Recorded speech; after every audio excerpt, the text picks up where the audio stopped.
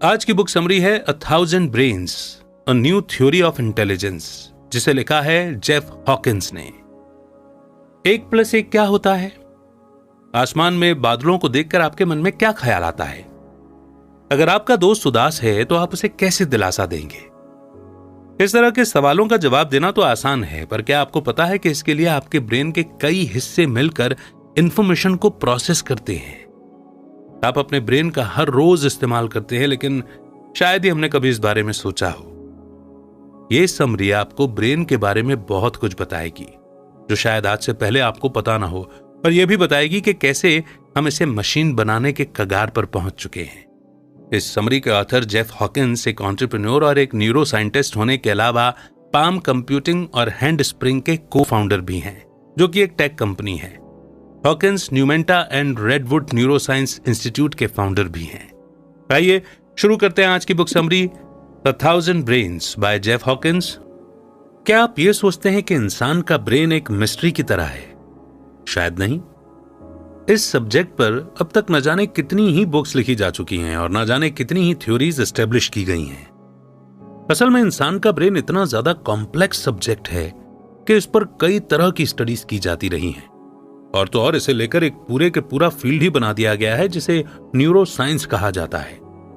लेकिन इन सब स्टडीज और रिसर्च के बावजूद हमें ह्यूमन ब्रेन के बारे में अब भी बहुत कुछ सीखना बाकी है। हम इसके अलग अलग एरिया और उनके फंक्शंस के बारे में तो जानते हैं, लेकिन ये इंफॉर्मेशन हमारे पास टुकड़ों में है। हमारे पास अभी तक ऐसा कोई ब्लूप्रिंट नहीं है जो ये बता सके कि ये सारे अलग अलग टुकड़े एक साथ कैसे फिट बैठेंगे। दूसरे शब्दों में कहें तो ये सारे पीस घर के अलग अलग हिस्सों की तरह हैं, जैसे खिड़की, कबर्ड के शेल्फ वगैरह।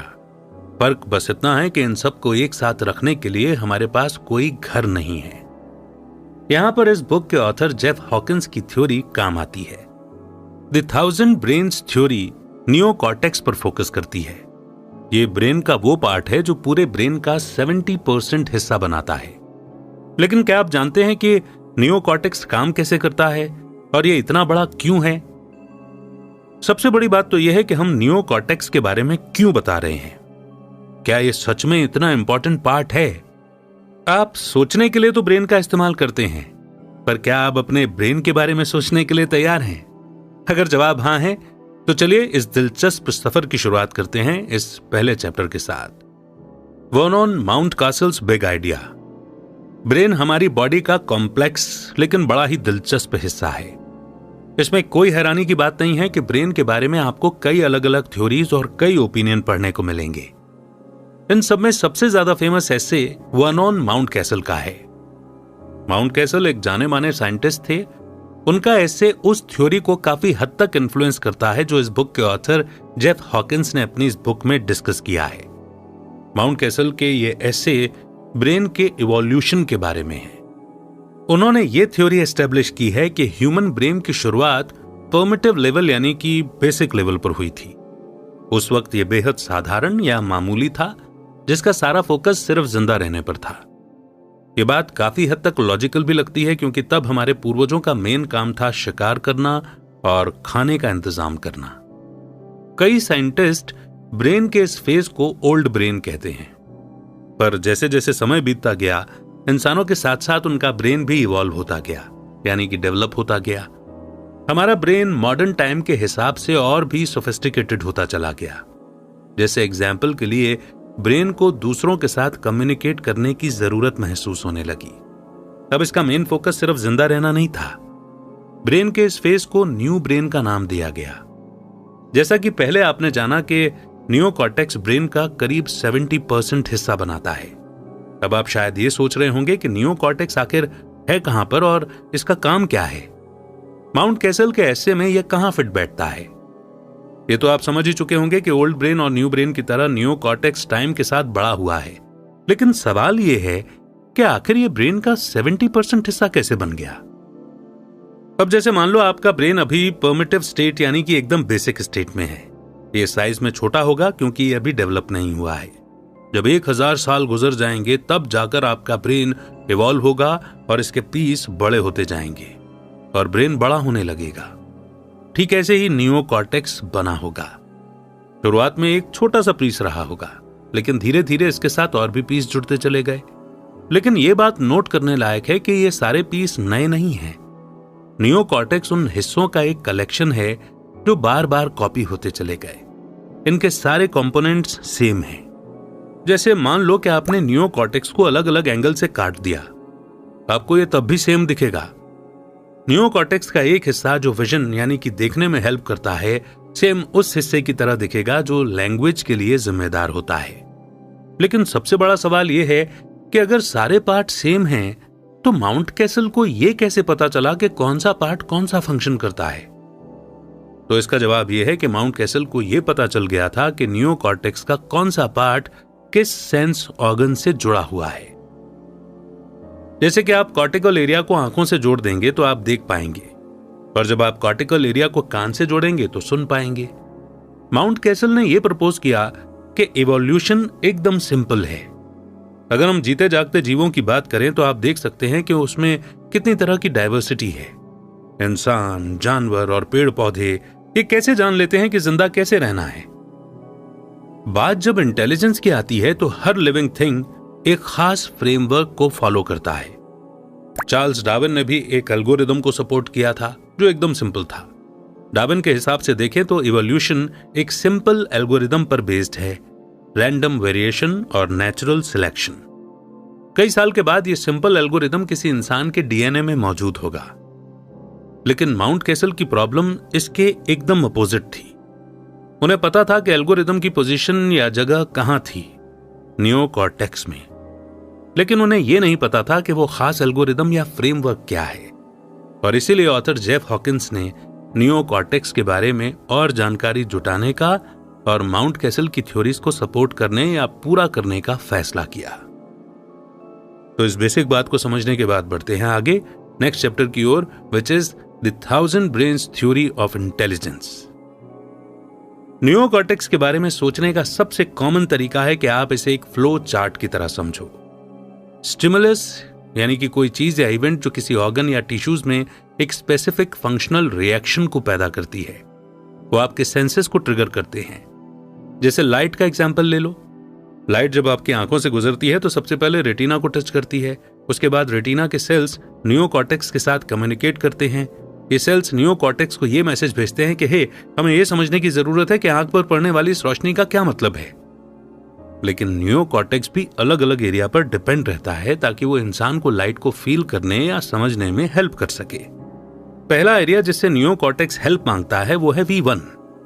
V1 ब्रेन का एक हिस्सा है जो सिर्फ छोटे छोटे फीचर्स को डिटेक्ट कर सकता है, यानी उसका पता लगा सकता है या उसे समझ सकता है। ये छोटे छोटे फीचर्स किसी इमेज या लाइन या उसके एज यानी किनारे हो सकते हैं। तो अब V1 क्या बोलेगा? V1 कहेगा, हे, मुझे पता है कि इस लाइट में लाइंस हैं, लेकिन मैं बस इतना ही समझ सकता हूं। अब ये लाइट V2 के पास प्रोसेस होने के लिए जाएगी, जो कि ब्रेन का वो हिस्सा है जो वही यूज करता है जो उसे V1 यूज करने को कहता है। लेकिन यहां V2 V1 की तरह नहीं है। वो ज्यादा कॉम्प्लेक्स फीचर्स जैसे कि कॉर्नर्स और आर्क्स को भी डिटेक्ट कर सकता है। पर यह प्रोसेस तब तक चलता है जब तक कि एक इमेज नहीं बन जाती। तब आपका ब्रेन आपको यह इंफॉर्मेशन देता है कि जो लाइट आपके ब्रेन में एंटर हुई है वो आपके फोन के स्क्रीन से आ रही है। अब सुनने में तो यह लंबा चौड़ा प्रोसेस लगता है, लेकिन असल में ऐसा है नहीं, क्योंकि ब्रेन ये सब करने में 1 सेकंड से भी कम का समय लेता है। यह प्रोसेस सिर्फ आंखों पर ही अप्लाई नहीं होता, बल्कि सुनना, टेस्ट और स्मेल जैसी हर चीज पर अप्लाई होता है। हालांकि नियोकॉर्टेक्स को फ्लो चार्ट की तरह इमेजिन करना अब एक आइडियल फ्रेमवर्क नहीं रहा है। हाँ, कुछ दशक पहले तक यही मेथड सबसे ज्यादा पॉपुलर था, लेकिन इस फ्रेमवर्क में सॉल्यूशन से ज्यादा प्रॉब्लम है। आगे कुछ कारण है जो ये बताते हैं कि क्यों इस फ्लो चार्ट में काफी काम करने की जरूरत है। नंबर 1, V1 और V2 का एरिया ब्रेन में बहुत स्पेस लेते हैं। पुराने फ्रेमवर्क के हिसाब से ये एरिया सिर्फ लाइंस और आर्क्स जैसे फीचर्स ही पहचान सकते हैं, तो भला एक छोटा सा सिंपल प्रोसेस ब्रेन का इतना ज्यादा स्पेस क्यों लेता है? नंबर 2, पुराना फ्रेमवर्क पूरा प्रोसेस एक्सप्लेन नहीं करता। चलिए दोबारा लाइट के आंख में एंटर करने वाले एग्जाम्पल पर चलते हैं। V1 न्यूरॉन्स की मदद से लाइंस को पहचान सकता है। स्टडीज से यह बात सामने आई है कि न्यूरॉन्स का सिर्फ एक छोटा सा हिस्सा ही इन लाइंस को पहचानने में मदद करता है। तो अब सवाल यह उठता है कि तब बाकी के न्यूरॉन्स क्या करते हैं? पुराने फ्रेमवर्क के पास इस सवाल का कोई जवाब नहीं है। पुराने फ्रेमवर्क को इंप्रूव करने की जरूरत है। इसमें कई कमियां हैं और ऐसे सवाल हैं जिनके जवाब ढूंढने अभी बाकी हैं। तो इसीलिए हमें एक नए फ्रेमवर्क की जरूरत है। अब वापस V1 और V2 के पास चलते हैं। पुराने फ्रेमवर्क में इनका काम बहुत कम था। इनका काम सिर्फ कुछ खास फीचर्स को पहचानना था। लेकिन नए फ्रेमवर्क के हिसाब से V1, V2 और बाकी के एरिया पूरे के पूरे ऑब्जेक्ट को पहचान सकते हैं। मगर वो ऐसा करते कैसे हैं? नए फ्रेमवर्क की थ्योरी कहती है कि जब आप बहुत समय तक कोई काम बार बार रिपीट करते हैं तो ब्रेन के हिस्से उस काम को पहचानने लगते हैं। इस बात को हम एक एग्जाम्पल से समझेंगे। मान लो कोई बच्चा पहली बार स्कूल गया है। शुरुआत में उसे यह नहीं पता होगा कि उसका क्लासरूम, कैंटीन और बाथरूम का रास्ता कहां से है। लेकिन धीरे धीरे उसे सारे रास्ते याद होने लगेंगे। वो स्कूल के गेट से ही बता देगा कि कैंटीन कहां पर है या फिर उसकी क्लास 2nd फ्लोर और सीढ़ियों के बगल में है। सेम यही चीज V1 और V2 एरिया पर भी अप्लाई होती है। नए फ्रेमवर्क में हॉकिंस ने V1 और V2 जैसे एरिया को कॉर्टिकल कॉलम कहा है। न्यूरोकॉर्टेक्स के हर कॉर्टिकल कॉलम में एक ऑब्जेक्ट के लिए एक अलग अलग मॉडल है। यहां मॉडल का मतलब है कि आपके ब्रेन में कुछ चीजों के लिए गाइड होता है। जैसे कि टच के लिए जिम्मेदार कॉर्टिकल कॉलम एक सेल फोन का मॉडल याद रख सकता है। टच कॉलम उसके शेप को पहचानता है और जानता है कि फोन आपके हाथों को कैसा फील होगा, जबकि वही विजन के कॉर्टिकल कॉलम में फोन के लिए एक अलग मॉडल होगा। शेप के अलावा विजुअल कॉलम को फोन का कलर भी याद रहेगा। टच कॉर्टिकल कॉलम को पता है कि फोन के साइड वाला बटन फोन ऑफ करने के लिए है, जबकि यही बात विजुअल कॉलम को मालूम नहीं है। वहीं यह भी सच है कि टच कॉर्टिकल कॉलम फोन के कलर को नहीं देख सकता या उसे पहचान नहीं सकता, जबकि यह चीज विजुअल कॉलम देख सकता है। कॉर्टिकल कॉलम हर एक ऑब्जेक्ट के लिए पूरी गाइड नहीं रख सकते, इसलिए वो स्ट्रिक्टली उन सेंसेस से बंधे रहते हैं जिनसे वो जुड़े रहते हैं। हॉकिंस की 1000 ब्रेन्स थ्योरी में नए फ्रेमवर्क का थोड़ा बहुत इस्तेमाल किया गया है। आपका ब्रेन चीजों को कैसे प्रोसेस करता है, इसे यह अलग तरीके से समझाता है। हॉकिंस की थ्योरी को सपोर्ट करने वाला फैक्ट यह है कि कॉर्टिकल कॉलम में अलग अलग टाइप के ऑब्जेक्ट के लिए गाइड है, लेकिन ये कॉलम्स फीचर्स को उस तरह से नहीं देखते हैं कि ऐसी इमेज बने जो आप नहीं पहचानते हो, बल्कि ये ऑब्जेक्ट को ज्यादा कॉम्प्लेक्स ऑब्जेक्ट में बदल देते हैं। आप कहेंगे कि इसका क्या मतलब हुआ? तो चलिए एक एग्जाम्पल से समझते हैं। जब आप किसी कैफे में जाते हैं तो आपने नोट किया होगा कि कप के एक साइड पर कैफे का लोगो बना होता है। आप पहले किसे देखते हैं? जाहिर है सबसे पहले आपकी नजर कप पर पड़ेगी, फिर उसके लोगो पर। लोगो में शायद कुछ वर्ड्स और डिजाइन भी होंगे। जरूरी नहीं कि लोगो हमें पूरी तरह से याद ही रहे। इंपॉर्टेंट यह है कि कप पर लोगो की पोजीशन क्या है। ठीक ऐसे ही 1000 ब्रेन्स थ्योरी काम करती है। बात जब अपने आसपास की चीजों को जानने और समझने की हो तो यह एक हायरार्की या फिर सीढ़ी की तरह काम करता है। चलिए वापस उसी कप के एग्जाम्पल पर चलते हैं। आपका ध्यान तुरंत लोगो पर नहीं जाएगा। पहले आप कप को देखेंगे जिसके ऊपर लोगो बना है। यह थ्योरी पूरी तरह से आपके सेंसेस पर डिपेंड करती है। पुराने फ्रेमवर्क के अपोजिट द 1000 ब्रेन्स थ्योरी के पास कई सवालों के जवाब हैं। अगर V1 और V2 जैसे एरिया का काम या फंक्शन इतना कम है तो वो ब्रेन में इतना स्पेस क्यों लेते हैं? द 1000 ब्रेन्स थ्योरी के हिसाब से यह जानकारी गलत है। V1 और V2 जैसे एरिया इतना स्पेस इसलिए लेते हैं क्योंकि असल में वो बहुत काम करते हैं। इसका मतलब उनका काम सिर्फ फीचर्स के बीच फर्क करना नहीं है, बल्कि वो पूरे ऑब्जेक्ट को पूरी तरह से पहचान सकते हैं। हम फिर से एक बार रिपीट करते हैं। द 1000 ब्रेन्स थ्योरी कहती है कि एक ऑब्जेक्ट के लिए कोई एक सिंगल गाइड नहीं है।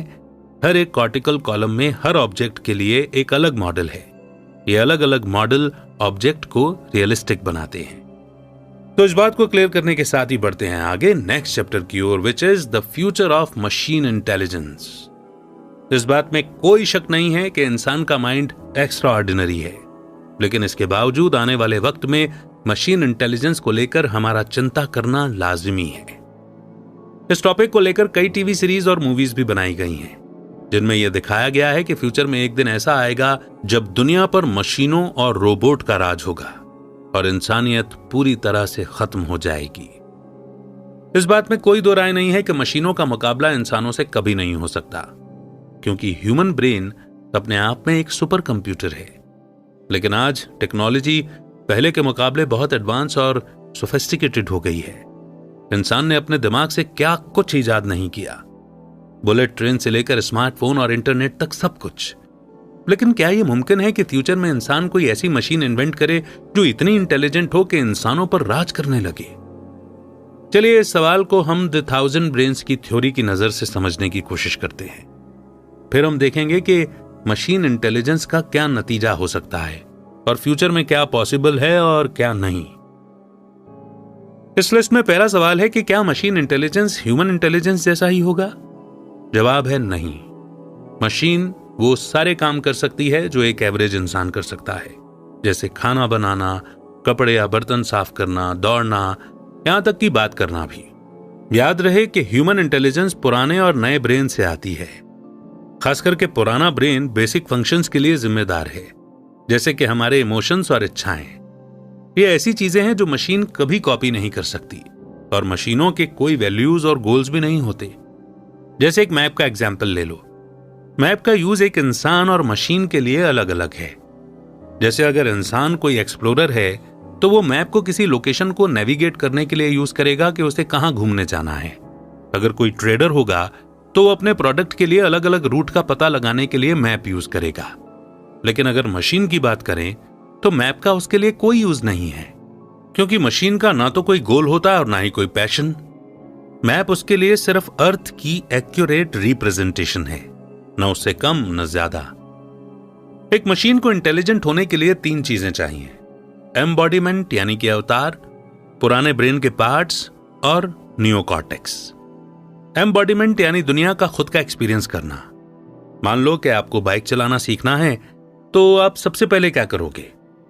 जाहिर सी बात है कि आप पहले बाइक खरीदोगे, उस पर बैलेंस बनाना सीखोगे, राइट स्पीड और डायरेक्शन के बारे में सीखोगे, क्योंकि सिर्फ बाइक चलाने के वीडियोस देखने से काम नहीं चलेगा। आपको बाइक खुद चलानी पड़ेगी, तभी आप सीख पाएंगे। एम्बॉडीमेंट का मतलब है सेंसेस को यूज करना। जैसे कि आप बाइक का हैंडल पकड़कर उसका कलर और फीचर्स देखोगे, पैडल पर पैर रखते ही आपको व्हील्स की आवाज सुनाई देगी। इंटेलिजेंट मशीन किसी भी चीज का रूप ले सकती है, चाहे वो कोई जानवर हो या इंसान जैसा कुछ। मशीन अपनी एम्बॉडीमेंट को बढ़ा भी सकती है। उन्हें ज्यादा अच्छे से सुनने और देखने के लिए और भी बेहतर तरीके से डिजाइन किया जा सकता है, ताकि वो मुसीबत में फंसे लोगों को बचा सके। इंटेलिजेंट मशीन की दूसरी जरूरत है पुराने ब्रेन की तरह किसी पार्ट की। आपके इमोशंस, पैशन और इच्छाओं के अलावा पुराना ब्रेन आपके बेसिक मूवमेंट्स को भी कंट्रोल करता है, जैसे बॉडी का बैलेंस मेंटेन करना और चलने और दौड़ने की एबिलिटी को कंट्रोल करना। नियोकॉर्टेक्स ये सब चीजें हैंडल नहीं करता, क्योंकि ये बेसिक मूवमेंट्स हैं जिनमें ज्यादा दिमाग लगाने की जरूरत नहीं पड़ती है। तो अब आप किसी मशीन के अंदर पुराने ब्रेन को कैसे लगाएंगे? आपको उसमें यह बनाना पड़ेगा। इस बात को एक ड्रोन के एग्जाम्पल से समझते हैं। मान लो ड्रोन का काम है तूफान के कारण पीड़ित लोगों तक खाने का सामान पहुंचाना। हालांकि यह काम ट्रक की मदद से किया जा सकता है, पर क्योंकि हर जगह पानी भरा हुआ है, इसलिए यहां ड्रोन की जरूरत है। अब ड्रोन के नियोकॉर्टेक्स को एक इंपॉर्टेंट रोल निभाना है कि वो मुसीबत में फंसे लोगों को ढूंढे और उन तक खाना पहुंचाए। लेकिन यहां हम ड्रोन के नियोकॉर्टेक्स पर फोकस नहीं कर रहे हैं, हम पुराने ब्रेन जैसे किसी पार्ट को पहचानने की कोशिश कर रहे हैं। इस केस में ड्रोन का पुराना ब्रेन जैसा पार्ट होगा इसका उड़ना और लैंड करना, और किसी रुकावट जैसे पेड़ या तार से बचने के लिए इसकी स्टेबिलिटी। फिर से याद दिला दें, ओल्ड ब्रेन सिर्फ बेसिक मूवमेंट्स को कंट्रोल करता है, ये ज्यादा सोचता नहीं है। यानी ड्रोन की स्टेबिलिटी और रुकावटों से बचने की एबिलिटी इसका ओल्ड ब्रेन जैसा हिस्सा हुआ। अब मशीन के थर्ड कंपोनेंट की बात करते हैं, जो है उसका नियोकॉर्टेक्स जैसा कोई हिस्सा। हॉकिंस जब मशीन के नियोकॉर्टेक्स की बात करते हैं तो उसका मतलब मशीन की स्पीड से है। ह्यूमन ब्रेन के अंदर लाखों न्यूरॉन्स हैं। न्यूरॉन्स ब्रेन के अलग अलग पार्ट तक मैसेज पहुंचाते हैं। न्यूरॉन्स को एक मैसेज भेजने में करीब 5 मिलीसेकंड का वक्त लगता है। टेक्नोलॉजी भी कुछ इसी तरह काम करती है। अगर आप कोई कमांड टाइप करते हो तो कंप्यूटर उसे ऑटोमेटिकली फॉलो करता है। किसी भी डिवाइस में कई कंपोनेंट होते हैं, जिनमें से एक ट्रांजिस्टर भी है। ये कमांड को एग्जीक्यूट करने में हेल्प करता है। ट्रांजिस्टर सिलिकॉन से बना होता है, जो प्रोसेसिंग को मिलियन टाइम्स ज्यादा तेज बना देता है। मान लो किसी मशीन के ट्रांजिस्टर सिलिकॉन के बने हैं, यानी ये ह्यूमन ब्रेन से 1 मिलियन ज्यादा स्पीड से सोच पाएंगे। लेकिन क्योंकि अब मशीन के सोचने की स्पीड इंसानी दिमाग से कई गुना ज्यादा है, तो इसका मतलब ये नहीं है कि ये ज्यादा जल्दी काम भी कर पाएंगे। मान लो कि रोबोट को एक घर बनाने का काम सौंपा गया है। बेशक उसके सोचने और एनालाइज करने की स्पीड इंसानों से तेज होगी, लेकिन असल में बिल्डिंग उसी स्पीड से ही बनेगी, चाहे उसे रोबोट बनाए या इंसान। क्योंकि अगर ज्यादा स्पीड रखी गई तो हो सकता है कि कुछ मटेरियल टूट फूट जाए। हालांकि रोबोट इंसानों के मुकाबले कम गलतियां करेंगे, क्योंकि वो थकते नहीं हैं, लेकिन वो सिर्फ कमांड को फॉलो करके काम कर सकते हैं। वो खुद अपने डिसीजन नहीं ले सकते। इस मामले में इंसानों के पास रोबोट से ज्यादा एडवांटेज है। लेकिन हम वापस उसी सवाल पर आ गए, क्या कभी ऐसा होगा कि रोबोट इंसानों से आगे निकल जाएगा? इसका जवाब किसी के पास नहीं है। आज के एडवांस मशीन का आगे क्या नतीजा होगा, ये कोई नहीं जानता। क्या आपको पता है कि इंटरनेट का आविष्कार इसलिए हुआ था ताकि मिलिट्री और लेबोरेटरी के साथ फाइल शेयर की जा सके? लेकिन आज लगभग हर फील्ड में इंटरनेट का इस्तेमाल हो रहा है और हर किसी के पास इसका एक्सेस है। आज मशीन इंटेलिजेंस का मेन फोकस आर्टिफिशियल इंटेलिजेंस पर है, यानी अब साइंटिस्ट एआई को ह्यूमन बिहेवियर को कॉपी करवाने की कोशिश कर रहे हैं। इस बिहेवियर की रेंज में आसान काम जैसे बात करना से लेकर कार चलाना तक जैसे कॉम्प्लेक्स काम शामिल हैं। कुछ काम ऐसे हैं जहां मशीनों को काम पर लगाकर हजारों इंसानों की जान बचाई जा सकती है, जैसे कि रोबोट को गिरे हुए टॉक्सिक केमिकल साफ करने जैसे काम दिए जा सकते हैं, जो इंसानों के लिए खतरनाक होते हैं। जहां तक कमियों की बात है तो इंटेलिजेंट मशीन के भी अपने साइड इफेक्ट्स हैं। मशीनों के आने से जहां इंसानों का काम आसान हो जाएगा, वहीं लाखों लोग बेरोजगार हो जाएंगे। एक खतरा और भी है कि कहीं फ्यूचर में मशीनें खुद सोचना ना शुरू कर दें, यानी उन्हें जिस काम के लिए प्रोग्राम किया गया था, कहीं वो उससे आगे ना निकल जाएं। विचार करने वाली बात है, लेकिन इसे यहीं पर पॉज देकर हम बढ़ते हैं नेक्स्ट चैप्टर की ओर। The existential risk of human intelligence. आज के टाइम में इंसान के सामने कई तरह के खतरे हैं, लेकिन हॉकिंस एक खास प्रॉब्लम के ऊपर हमारा ध्यान खींचना चाहते हैं, और एक खास प्रॉब्लम है ह्यूमन इंटेलिजेंस। ये रिस्क जो हमारे पुराने ब्रेन से कनेक्टेड है, लेकिन आपको टेंशन लेने की जरूरत नहीं है, क्योंकि इसका एक पॉसिबल सॉल्यूशन अवेलेबल है जो हमारे नियोकॉर्टेक्स से जुड़ा हुआ है। अब सवाल यह उठता है कि हमारा पुराना ब्रेन ह्यूमन इंटेलिजेंस के लिए रिस्क कैसे बन सकता है? क्या आपको पुराने ब्रेन का फंक्शन याद है? इसके इस्तेमाल से ही हमारे पूर्वज जिंदा रह पाए थे। पुराने ब्रेन ने ही उन्हें भागना, छुपना और हमला करने वालों से बचना सिखाया था, जो उनकी जान के पीछे पड़े थे। जैसे जैसे वक्त गुजरता गया, इंसान के दिमाग में कई तरह के बदलाव होते गए। हमारे पुराने ब्रेन ने भी अपने फंक्शन बढ़ा लिए।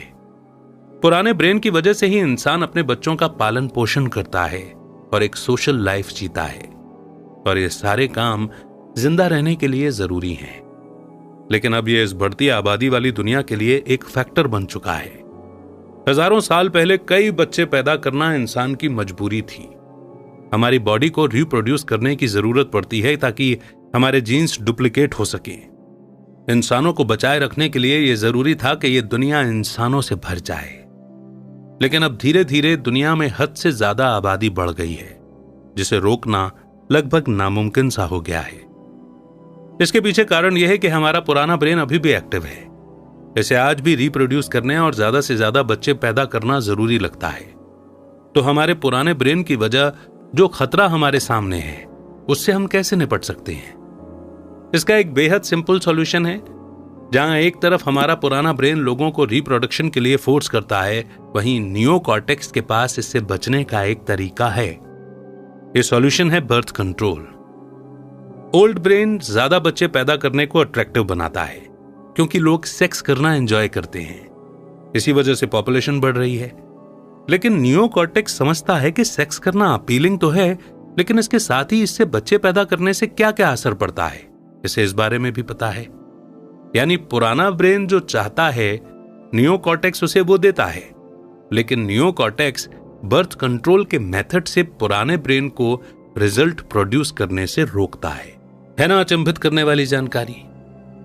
और इसी के साथ पहुंच गए हैं हम कंक्लूजन पर, यानी वो मोड जो हमें यह बताता है कि अभी तक हमने जो भी पढ़ा और सुना उनके की पॉइंट्स क्या हैं।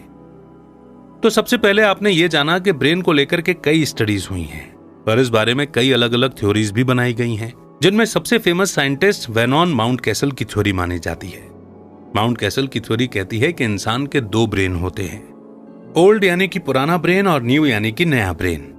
ओल्ड ब्रेन ज्यादातर बेसिक फंक्शंस जैसे चलना, सोना वगैरह को कंट्रोल करता है और न्यू ब्रेन थोड़ा और सोफिस्टिकेटेड एक्शन जैसे सोचना वगैरह के लिए जिम्मेदार होता है।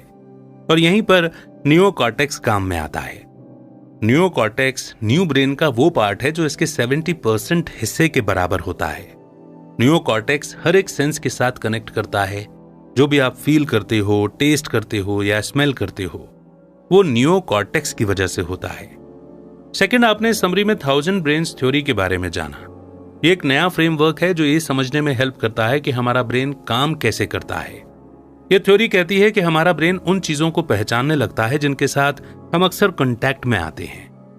ब्रेन के हर पार्ट में पहले से ही ऑब्जेक्ट्स का एक ब्लूप्रिंट होता है और वो आसानी से उन्हें पहचान सकता है।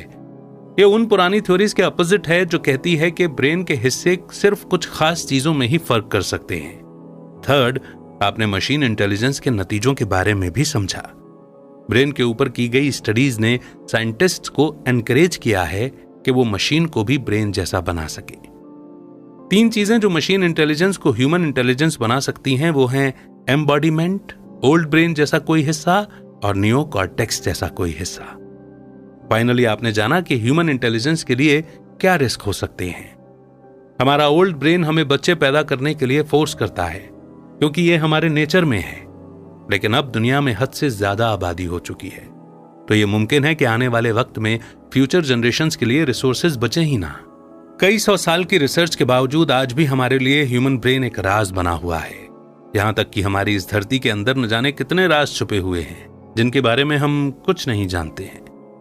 नॉलेज के लिए इंसान की जो प्यास है वो काबिले तारीफ है, लेकिन इसमें सिर्फ एक ही बात पर गौर करने की जरूरत है कि जानने की ये प्यास हमेशा इंसानियत की भलाई और प्रोग्रेस के लिए की जानी चाहिए, मगर उसकी तबाही की वजह नहीं बननी चाहिए। इसी मोड पर यह समरी यहीं पर समाप्त होती है। बहुत सारी नॉलेज हमें हमारे ब्रेन्स, नए इन्वेंशंस और कुछ नए विचार भी हमें दी जाती है। इस समरी का कौन सा पार्ट आपको सबसे ज्यादा अच्छा लगा? क्या कोई बल्ब ऑन मूवमेंट था या कोई थॉट प्रोवोकिंग इंफॉर्मेशन आपको मिली हो? अब हमारे साथ जरूर शेयर कीजिए। जय हिंद, जय भारत।